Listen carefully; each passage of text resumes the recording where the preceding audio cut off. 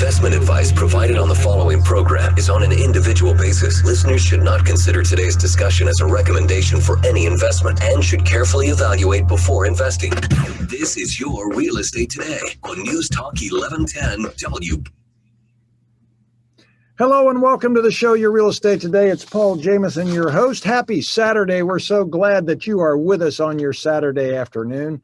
We hope wherever you are, whatever you're doing, you are safe, out of the rain if it is raining, but enjoying your time. And we have so much to share with you today.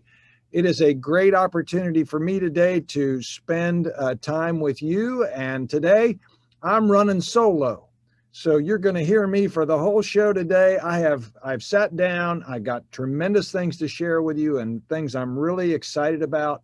So excited to share those. This show, if you are a new listener, is about your home. We are here to help you, whether you're a buyer, seller, or investor, or working on your home, doing things to your home, have issues with your home. We're excited to provide you with some information. And we're going to go all over the place today. So there's going to be something for everybody. We're going to talk about things related to your home. I'm Paul Jameson. I am the owner of the Jameson family of companies. There's Jameson Realty. We work with buyers and sellers. There's Jameson Property Investments. If you're out there and interested in investing in real estate or have investment property. And then there's Jameson Property Management. We manage for the individual investor their rental properties. And we always talk about things. If you're out and you're managing your own property, God love you. If you're out there doing that and you are listening to us, we'll always provide ideas and tips to make that a better experience for you. So that's why I'm here. I've been at it here on the station a long time. I just met the Roby guys. They were in here. They've got the show Sunday at 10. And they're pretty sharp cookies, by the way. You should listen to that show. They're really good guys. We'd never met before, but we listened to each other because I learned a lot from them.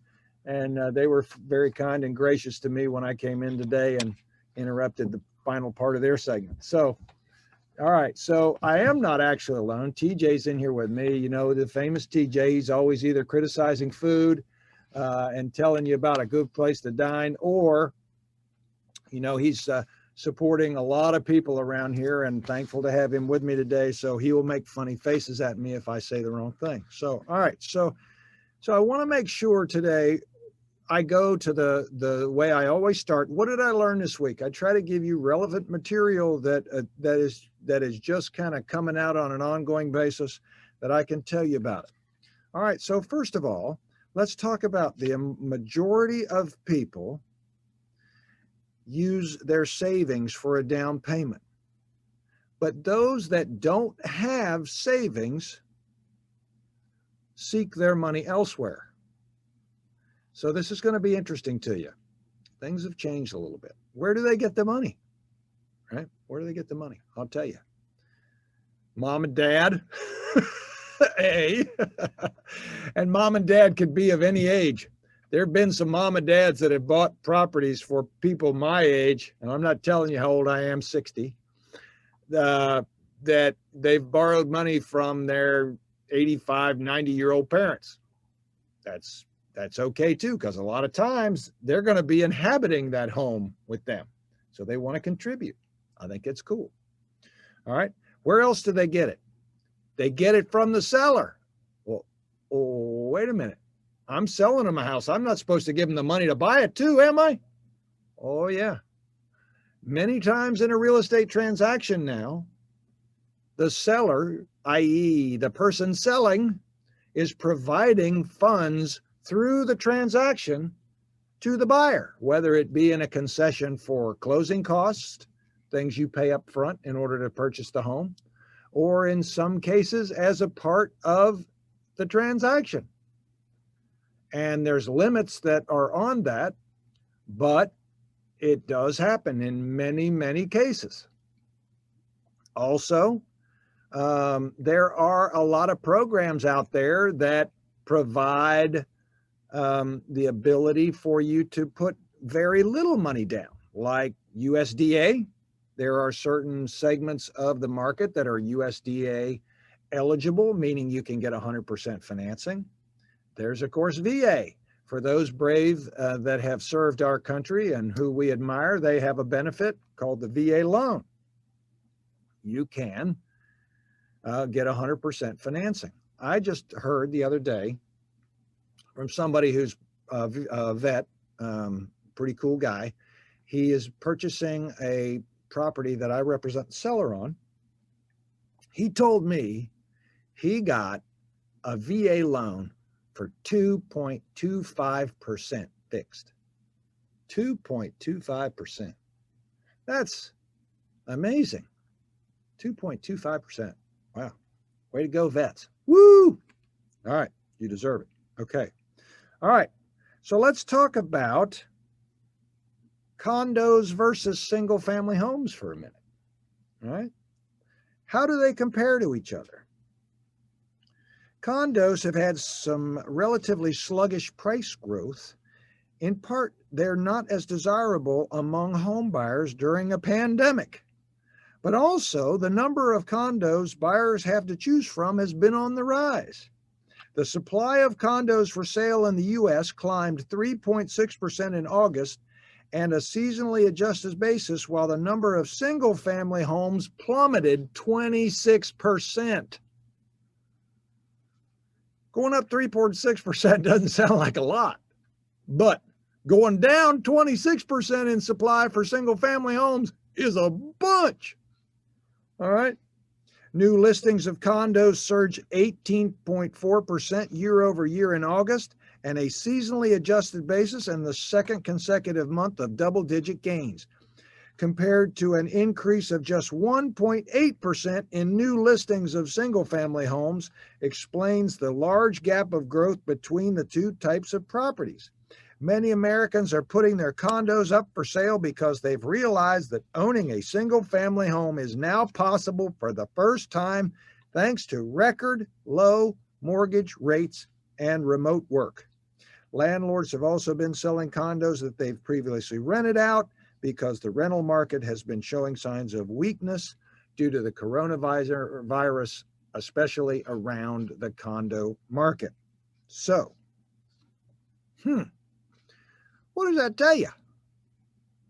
Condos, although I think if I'm really truthful about this chart, Charlotte's a little bit of a bubble, kind of. You know, we in Charlotte kind of, I don't know if the word is bubblish. Are we bubblish? I'd say that there's a little bit of a bubble related to Charlotte, and that Charlotte does have some pretty phenomenal indices around housing. And, you know, you can't really look at it in the aggregate and say that's Charlotte, because I think we're living in one of the best places in the United States of America. That's what I say, even during the COVID. All right.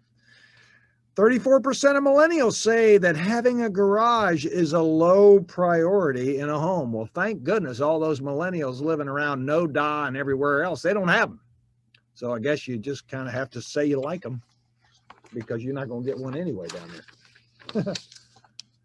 I get asked all the time what I do. I also get asked all the time, how do I do it? But you know what? What I really want to tell you is why I do it. You know, I sit across from people all the time and they go, all right, so if I give you this listing, Paul, what are you going to do for me? And, you know, I can answer that question. But more importantly, I want the people that I sit across from to know why I do this. Why do I get up every morning, put on a suit and tie, which I do, except on weekends and Sundays? And why do I do real estate? Well, I'm going to tell you why, and we're getting ready to go to break. I enjoy sharing my experience and knowledge with people that see real estate as a part of building wealth, period. I get jazzed in the morning the second my feet hit the floor. I love to be around real estate. I love to talk real estate. I love to figure out real estate. It is a real passion for me. I don't care whether you're a buyer or seller or an investor. I love it. It is fascinating. And it's something that gets me up in the morning and gets me going and excited. And as long as it's that way, you're going to see my face. That's why. So we've got more to share. I've got more stuff I learned this week that I didn't even get to tell you, but we got time. We got 45 minutes to show you real estate today. Stay with us on News Talk 1110 99.3 WBT. We'll be right back. Welcome back to Show Your Real Estate Today. Paul Jameson, your host here with the Jameson family of companies. That's Realty, Property Management, and Property Investments. If you're just tuning in, this show is about real estate. Thank you for spending your Saturday with me. We're going to talk about so much today, and I didn't get to finish about what I learned this week. I heard a new term this week, and I'd not heard it before. I've a zombie foreclosure. A zombie foreclosure. I'd not heard that term before. Okay. Zombie foreclosure. Analysis shows that there are 258,000 homes in the process of foreclosure, with about 7,650, or about 3% of them, sitting empty. That's an empty home getting ready to go in foreclosure. Just remember, foreclosure is the process of that home going back to the bank. Okay. So there are 7,650 zombie foreclosures out there in the second quarter of 2020. The percentage of zombie foreclosures is down slightly from 3.1% in the first quarter. I think everybody's really concerned about foreclosures right now. Everybody's concerned that because of all the forbearances, all of the issues around lack of relief, an additional PPP, whatever you want to call it, the shutdowns, all that they're concerned that there's going to be an overabundance of foreclosures, and or who's going to be president, and people are going to quit paying their mortgage because they don't like who became president. I've heard it all. Well, maybe not all. We just discovered that Charlotte was bubblish. Yes. From the first segment. You have to go back and listen if you didn't hear that before. You can understand where that came from. Okay. But, I just kind of want you all to know that I don't share that sentiment. I don't think that in our region we're going to see a tremendous amount of foreclosures, and it begin all of a sudden to rain foreclosures and dogs and cats living together and all the other kind of craziness that goes along and went along with the last time that happened. I think real estate has, because of the low interest rates, has kept us out of trouble this time. I think low interest rates, and I think what's going on around the Fed, and some of the planning around rates, and rates look to not change dramatically until after 2023, I think is going to really help us irregardless of what is to come. So, all right. Saving money. I keep telling my kids to save money, especially these days, because houses need savings, just like a down payment. So one of the things that I think is important to talk about, and we're going to talk about it more in some of the future shows, is, a lot of these home buyers move out of apartments, especially first-time home buyers. They've got enough money to put down, and it's admirable. Some of these kids have been saving for, several years, and, the average age of a first-time home buyer right now is 33 years old. So I didn't just PFA that. I actually know that statistic. So, I admire that, and I'm glad that they're doing it because they're building wealth. But sometimes I think as a real estate agent, you also need to look at and we have a fiduciary responsibility, agents who are listening out there, don't we? That when we see a young couple purchasing a home, we also need to say, look, I just want you to be aware that you've got a 20-year-old HVAC system. The roof's got 5 years of life left. You're going to need to do these things to the house to make it more habitable. That takes money, and you need to start planning for that. And a simple home warranty isn't going to cover your backside when you move in. So it's not just the money to get in, it's the money to stay in that you have to think about. So saving for those additional expenses. They say there's another statistic. See, here I go again with the statistic hound stuff. They say when you buy a house, especially when it's your first house, you take the price of the home times 5%, and that's what you'll spend to move in. So if you got a $100,000 home, you're going to spend $5,000. Blinds, garbage cans, light bulbs, toilet paper, paper towels, supplies, cleaning supplies, doing stuff, lawnmower, whatever the case may be, about 5%. So think about that too. All right. So you're going to hear some radio spots from me. I am getting ready to start an investment club. So if you're listening to me today, we're getting ready to launch that, and we're going to put an intimate group of people together. Let me tell you, this is brand new, so you all are going to have to just hang with me. We're going to do a Zoom call once a month, but there's certain criteria in order to join this investment club, and I just want to be candid with you. It's a start. Okay, we're working on it.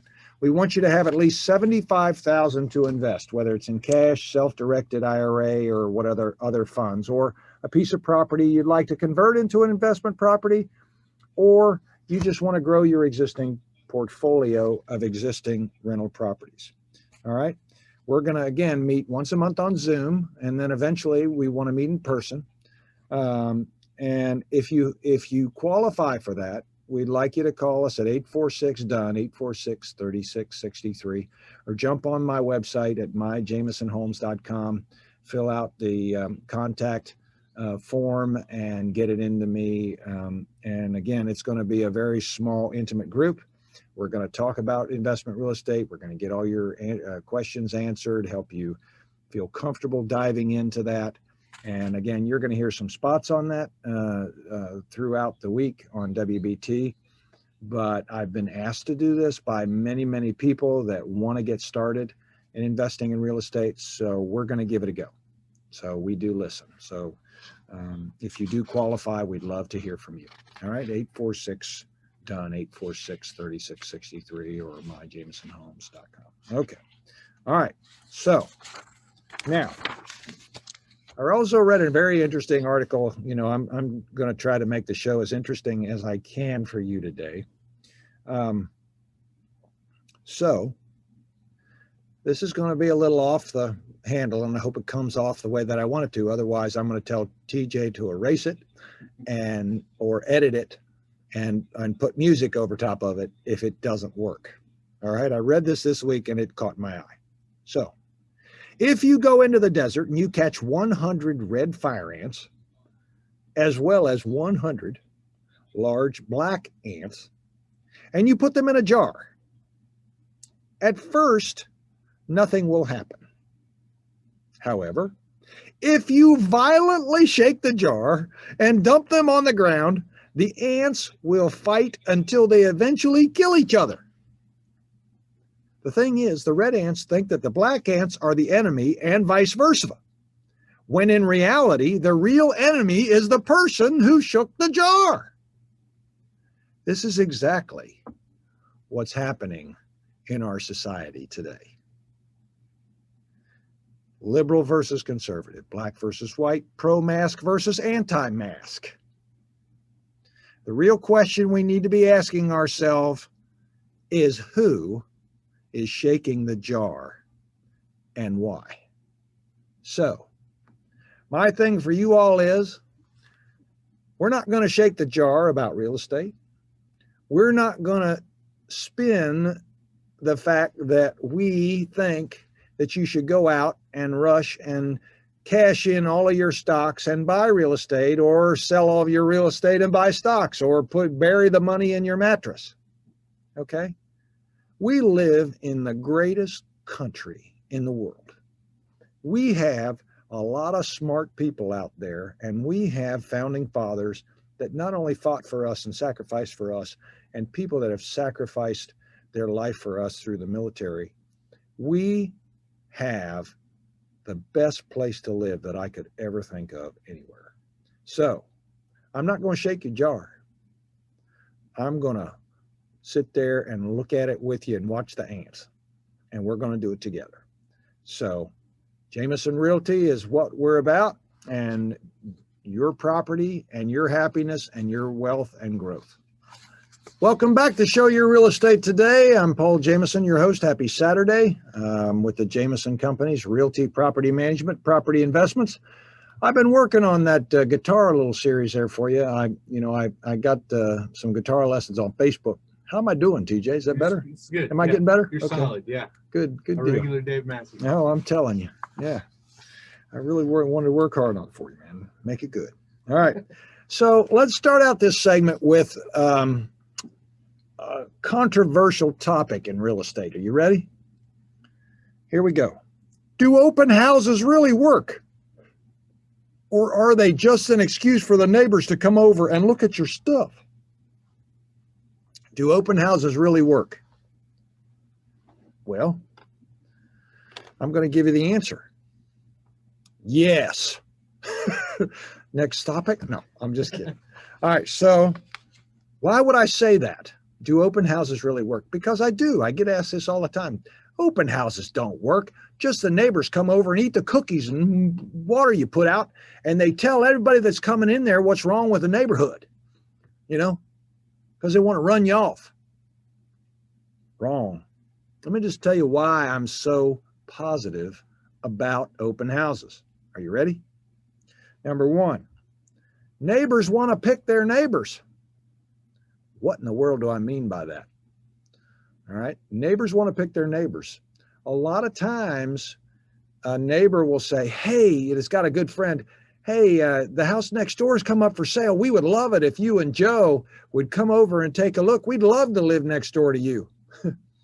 And, maybe the other person says, sorry, I can't make it. I'm getting my hair done. There's a way to put a strain on a friendship. But here's the reality. Neighbors like to pick their neighbors. And a lot of times people have been waiting to get into the same neighborhood, and there's an open house, and houses get sold that way. It's a good way to do it. Next is, in this market, there's a lot of demand, as you know, especially under $400,000 in listing price. There's a good amount of demand out there. People really do watch open houses because they're looking for a house to buy. And sometimes their realtor isn't available, and sometimes their realtor may be out of town, or sometimes they just want to go by themselves. And people really do watch open houses. They really do. And you can go to realtor.com, you can go to Carolina Home, you can go to Zillow, you can go to a bunch of different places and find out where the open houses are in areas you may want to live. And so people, before they really want to be with their realtor, they'll go look at them. And people really do that. All right. Here's another thing. Open houses, here's how they work. When you're interested in a home and there's 5 other couples in there, it increases anxiety. Not only does it tend to create more offers because people want what other people want, but also when they know that something is in demand, they're going to act faster and the offers are going to be stronger. Don Harris, who is in our office, he's a team member, he's a real top performer in real estate. Don always says, because people will go, we really like the house. We're going to sleep on it and think about it. And then the next day when they wake up, the house is already under contract. So here's what Don says. Don says, you want to sleep on it or sleep in it? Because in this marketplace, there was a listing I had, we're getting ready to close on, that was listed at $289. And certainly we had 9 offers. Almost all of them were over the asking price. And there was no sleeping on anything. Those offers were coming in within a 24-hour period. So getting that many people. There were 40 people at the open house. 40. Okay. So just know it creates anxiety, and the offers come quick and they come strong. All right. So they do work. Also, one thing to help make it work is to walk the neighborhood before the open house. Put a flyer in the appropriate part of people's mailboxes, not in their mailbox. It's not legal to do that. You can hang it on the door, though, to let people know that you're getting ready to have an open house. Because what was my first comment? People want to pick their neighbor, and they'll put the word out. Hey, there's an open house this weekend. The house getting ready to go on the market. It really does work. Here's another thing I like about open houses. Whoever is working the open house can educate the buyer on things about the house that maybe if a listing agent or another buyer agent came in without any kind of knowledge, it helps them understand things about the house. So whoever is working the open house can educate the buyer, answer questions, or get answers to questions that could be critical in that quick decision or that decision process. And I think it's important to do that. You get those questions answered faster that way.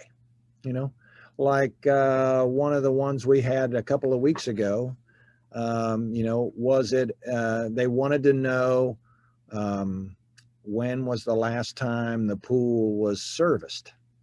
Well, so whoever was working out the open house called me. I called my client, said, when was the pool serviced? He said it was serviced last month. I called back the listing agent, said it was serviced last month. The buyer said, okay.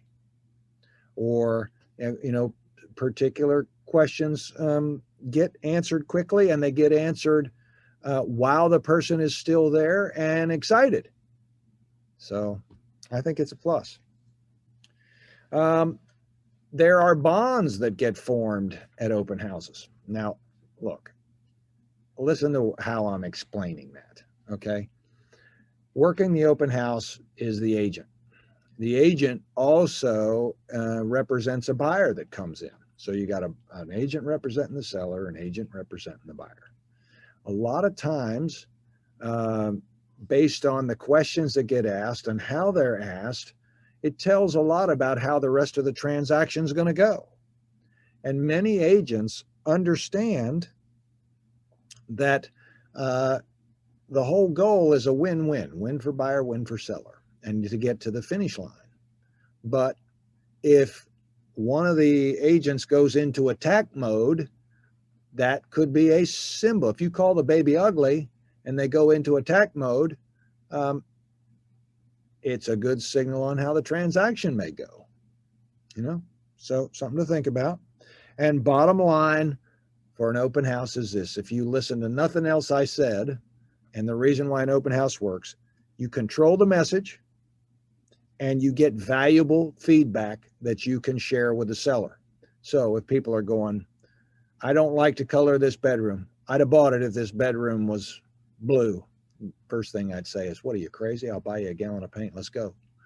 But sometimes you get feedback you were not aware of that you can fix, or maybe you can't fix, or maybe should be addressed differently in the messaging.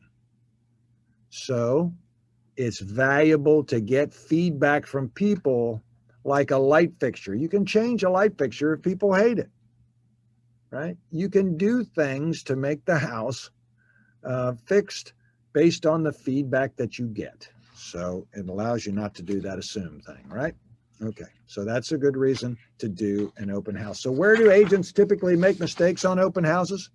They don't walk around and talk to the buyers and get that feedback. They don't educate the agents that come in.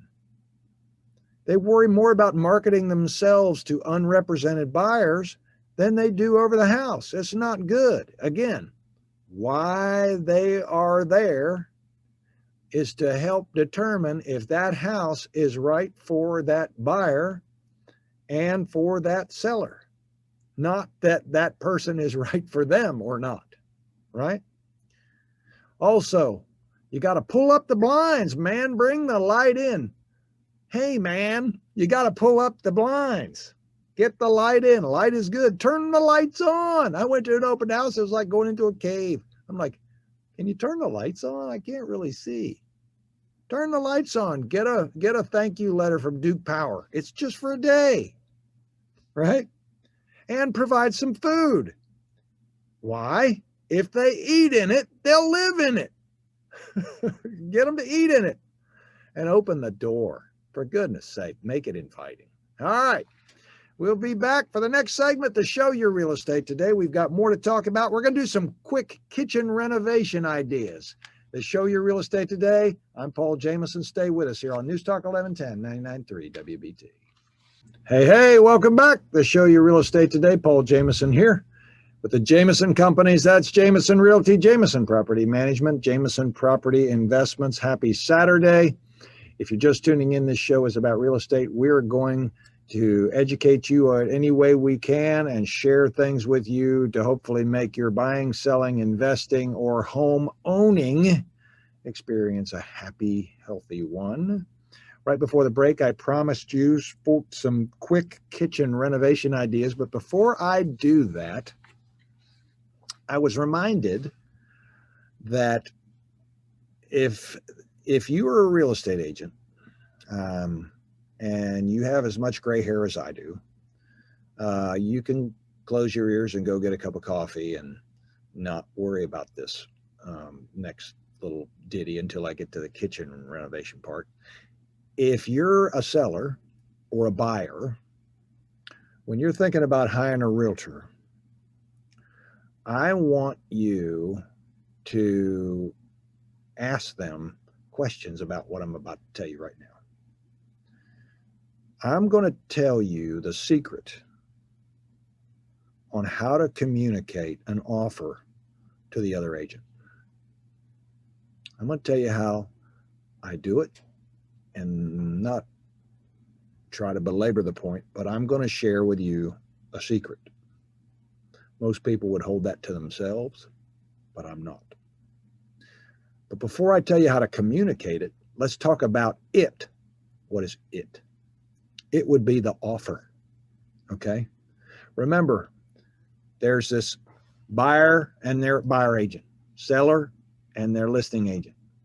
And all four sides of that example are human beings, okay? So, it is the offer itself, the document that comes. Look, I make it a point that every blank is filled in. Complete the offer completely. Get the other agent's information right. Their name, their phone number, their license number, their email. Get their information right. All right? Put the seller's name in the box that says seller's name. Don't leave it blank. You're not selling it to blank. People don't like that. And keep the personal furniture out of the offer. Don't ask for the armchair in the family room. You know, it's one thing to ask for appliances, but it's another thing to ask for people's personal stuff. What if that belonged to the now deceased father of the seller, you know, and it has personal significance? You know, they sat when he was in a Santa suit in that every year of their life, and it has all this significance. And you just said, I'm going to buy your house and I want that chair. You don't think this is emotional? Oh, I got news for you. It's nothing but emotional. Keep the personal stuff out. Get under contract. Talk about that stuff later. You'd be surprised what people will give away that they don't have to move. Might have been the stuff that you would have paid for. So think about that. All right. So here's how you do it. Talk to the other agent about what the seller needs. All right. I'm going to role play this with you. Ready? Ring, ring, ring. Hey, agent, it's Paul Jameson with Jameson Realty with Keller Williams. How are you? Yeah, great. Hey, let me ask you something. Other than money, what is important to your seller? The other agent says to me, what do you mean? Well, have they found another house yet? Do they need to rent back for a few days? Is there a particular closing date that works better for them than another date? I noticed the house was under contract before. What happened? Was there something that the other buyer did that caused a problem that we can avoid to make sure that everything goes smoothly? See what I'm saying? Isn't that a good way to start a conversation? All right. Here's another thing. Don't talk down the listing in that first conversation. Why? I'm telling you, and I said this earlier, you call the baby ugly, you are in for it. You are in for it. Because whether you're talking about it to the agent or whether you're talking about it, the agent tells the seller or buyer, they get mad about the buyer and their offer and how insulting. I'm going to tell you the two words that should start every conversation when you're doing this. Ready? Thank you. Thank you for taking my call, and thank you for the hard work you're putting into this deal. We're excited about the opportunity to work with you, other agent, and the opportunity to purchase this home. Thank your sellers for me for having the home so prepared and so nice. It really made a difference. That's how you start the conversation. Not, where in the world did they get a purple toilet? That's the ugliest daggum toilet I ever seen. And you can bet that we're going to have to get that replaced. So you're going to see a reduction in that in my purchase price. Good luck with that. All right. Be clear, agent to agent, who your inspector is. Tell them. And tell them what you expect to ask for as it relates to repairs. I have had so many agents, they get this 76-page report and they just hand it over and go fix everything. How about no? How about go get a new home? That's not gonna fly. So when I'm representing a buyer, especially in competitive bid, I'm going to say, my inspector is Home Inspection Carolina and Ivy Exterminating does our termite. Here are the things we care about. Just want you to know up front. It sets a tone for the transaction. Also, I want them to know what my production is, the other agent. Not because I'm bragging, or as my friend Lee Brown says, interviewing for a job. It's because I want them to know that I can get to the finish line, that I get through to the end. And there's lots of good agents out there like Lee and many others, and Lars and Thomas Elrod and all those guys that you listen to on BT. They're good people, good agents. But the other agent's going to want to know that you can get to the finish line, right? I think it's important. And be gentle. Be gentle on the other side. Don't run the other person over. And, treat them like you'd want to be treated. And think that's what the guys at Roby say all the time, with the golden rule. I love that they do that. They finish their show with that all the time, don't they? Yeah, it's really good. Okay. All right, here's some quick things for your kitchen. Paint your kitchen cabinets. It's quick and easy updating ideas. Add some color and texture with a tiled wall. Do some things with tile. Don't overdo it. I've seen completely tiled walls before. Don't do that.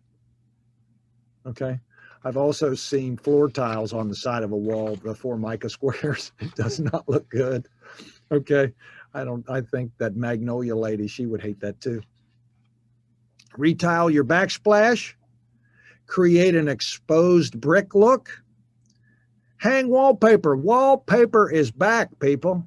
Never thought I'd say that.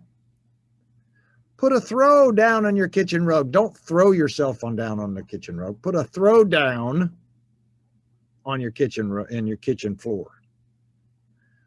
So put some prints for a quick kitchen makeover. Put up some different pictures, and not those real skinny, twisted people carrying trays and stuff. Don't do those. Those are overdone. That they're supposed to look all Frenchy. That now you can get it at Big Lots. Don't get something different. Okay, you people know what I'm talking about, so don't act like you don't. You can put a little island in there.